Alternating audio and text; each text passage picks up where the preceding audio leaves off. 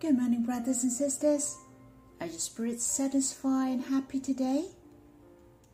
In His presence there is fullness of joy. At His right hand are pleasures forevermore. Our hearts with Him is most satisfied.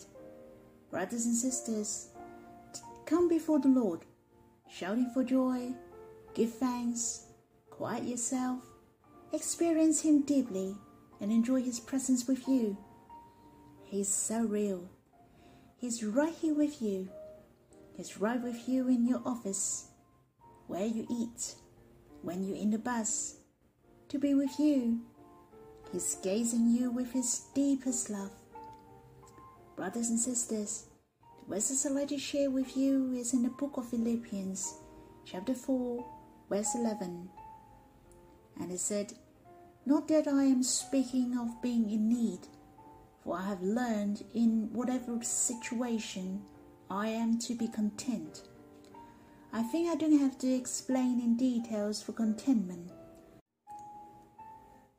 Man is happy when he is to be content. The Bible mentioned, "But godliness with contentment is great gain." What it meant, it is the greatest advantage. Therefore, it is very important to be content. And I won't go into details. But I was impressed by what Paul has said here, for I have learned in whatever situation I am to be content. How precious, as Paul said, he may not be content in the past, but he has learned to be content through his experience. Are you admire Paul that he has learned to be content? Spurgeon has said as similar as these. Contentment is one of the 100 flowers in heaven. It must be cultivated in order that it can be bloomed. Therefore, it is a process in order man can learn to be content. You may ask, how I can learn to be content? I think first of all, as I mentioned, our heart shall be satisfied. If your heart is not happy or satisfied, how you can be content if you have never been satisfied? Our spirit need God, and only God can satisfy us. So we do need to come before the Lord. If you really want to be a person with contentment, you must draw near God and enjoy His love. Your spirit is satisfied because of Him. On the other hand, if you want to learn to be content, you have to understand that training is the process. We need to have the experience with God, of course. We have to have faith.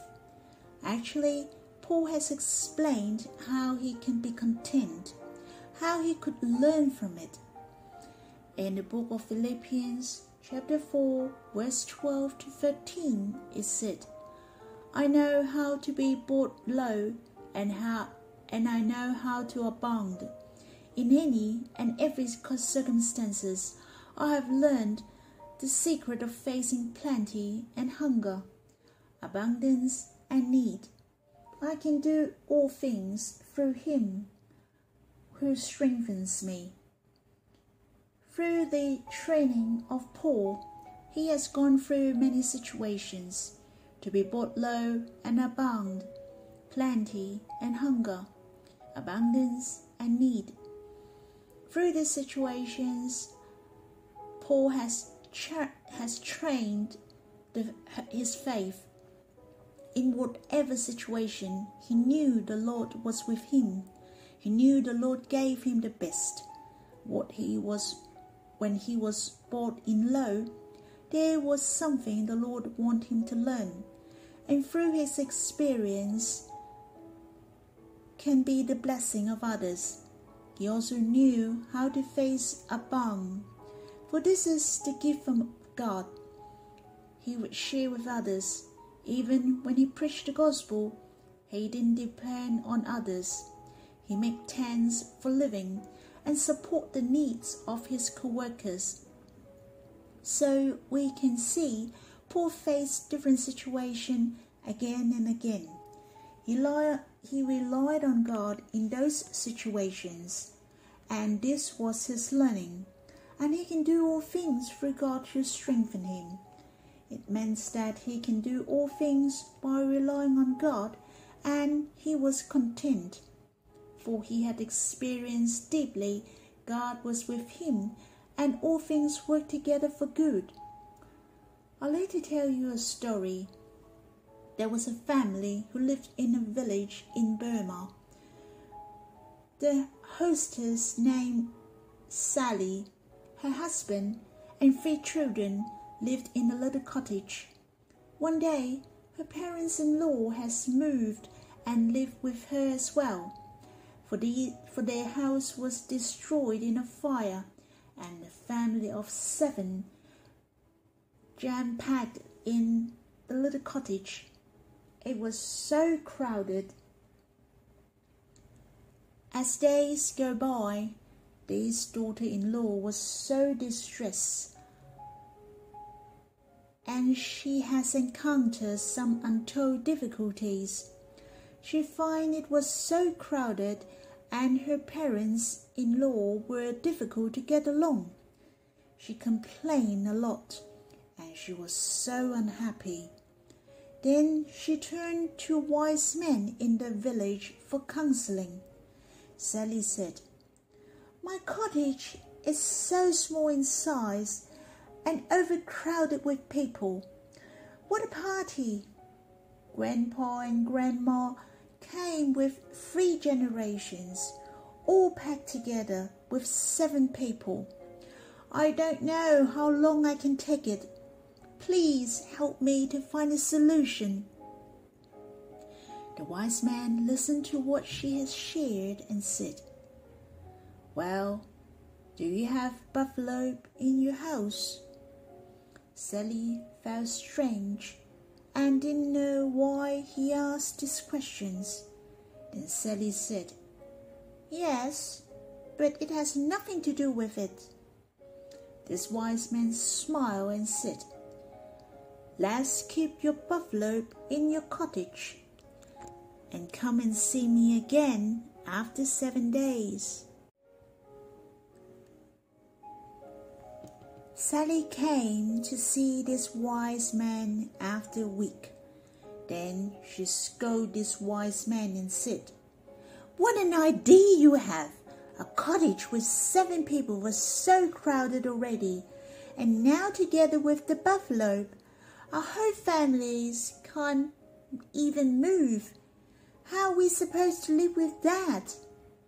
Then the wise man said, "Do you keep any chickens in your house?" Sally replied, "Yes, I do. But what do you mean?" The wise man continued, "Go back home and keep the chicks in your house and come back to see me in 7 days. Sally was just about to jump up to the roof. What a method is this? But she thought everybody said this wise man was a clever guy, so she followed his instruction again and kept the chicks in the house. 1 week later, Sally went back to the wise man and said, "Are you trying to trick me? I have the chicks flying around and the buffalo moans all day long. The poos were everywhere. How are we going to live with that?" This wise man was so calm, listened to her and waited until she finished. Then he replied, "You can go back and pull the buffalo out and come back to see me in a week." Sally went back home with anger, and she returned in 7 days. The wise man asked her and said, "How did you go this week?" Sally replied, "It's much better without the buffalo. The house is much spacier." Then the wise man said, "You can go back home and let the chicks out of your house. Then your problem has solved." Sally went back and followed the advice of the wise man. It's true. Strange enough, Sally was so happy to live with her parents-in-law and living in harmony. But how could it be? For the wise man knew the problem of Sally was not serious. It was Sally didn't feel good at all, and she couldn't see that she was blessed, for her parents-in-law actually loved them very much. Her children were very obedient, and her husband was hard-working as well. She only focused on her small cottage. Now she has discovered the advantage that she has a happy family. In addition, her cottage was not small at all. It's just the feeling was not good. Now she realized her situation wasn't that bad at all. She has learned to treasure and realize she was blessed.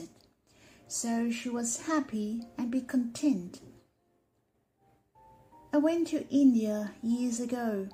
I have seen so many awkward environments. I saw many brothers and sisters who loved God, though they lived in poverty, but they still live happily.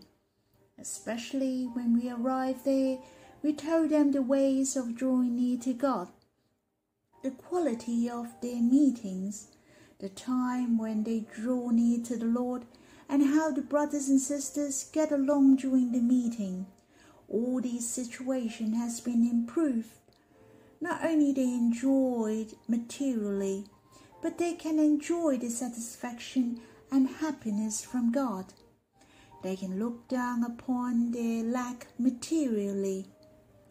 Brothers and sisters, to tell you the truth, the living in Hong Kong or the living in other countries, I believe it is far more better than the brothers and sisters who lived in India. We shall be in content in our living. Not that I want to compare, for our hearts shall satisfy by relying on God. Brothers and sisters, let's strive together. We learn to be a person of contentment like Paul. We can do all things through God who strengthens us. We learn to be a person of contentment like Paul. We can do all things through God who strengthens us.